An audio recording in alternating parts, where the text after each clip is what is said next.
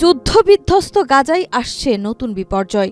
দক্ষিণাঞ্চলের দিকে প্রলয়কারী ঝড় ও ভারী বৃষ্টির পূর্বাভাস দেওয়া হয়েছে, যা মারাত্মক বন্যা পরিস্থিতি তৈরি করতে পারে। এতে ৯ লাখের বেশি বাস্তুচ্যুত ফিলিস্তিনি নতুন করে বিপদের মুখে পড়বে বলে সতর্ক করেছে স্থানীয় প্রশাসন।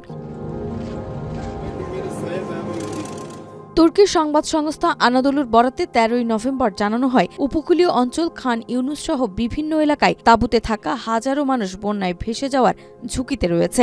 ধ্বংসস্তূপে ভরাট শহরগুলো ড্রেনেজ ব্যবস্থা ভেঙে পড়েছে, পানি ধরে রাখার পুকুরগুলো উপচে পড়ছে, ফলে বড় ধরনের মানবিক বিপর্যয় তৈরি হচ্ছে।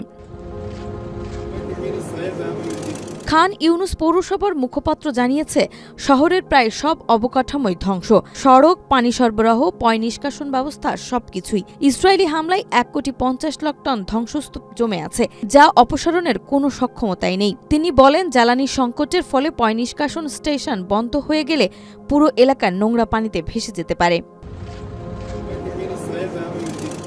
যুদ্ধবিরতি কার্যকর হলেও প্রতিদিনই চুক্তি লঙ্ঘন করে ইসরায়েল বর্বর হামলা চালিয়ে যাচ্ছে, আর এতে আহত আর নিহত হচ্ছে বেসামরিক মানুষ। খাদ্য ও চিকিৎসা সরঞ্জাম প্রবেশও প্রায় অচল হয়ে পড়েছে ইসরায়েলেরই কারণে।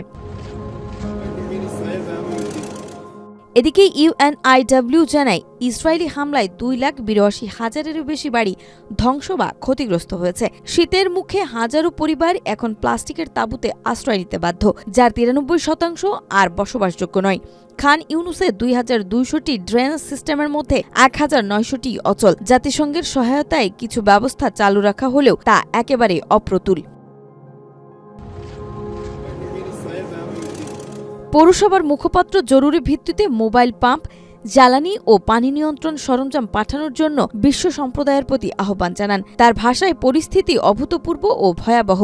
আন্তর্জাতিক সহায়তা ছাড়া আমরা কিছুই করতে পারব না। ২ মিলিয়ন মানুষের জীবন এখন ঝুঁকির মুখে। গাজার যুদ্ধের ধ্বংসযজ্ঞের ভেতরেই এই ঝড় আরেকটি মানবিক বিপর্যয়ের আতঙ্ক ছড়িয়েছে। কবে, কিভাবে তারা বাঁচবে তার উত্তর কারও জানা নেই।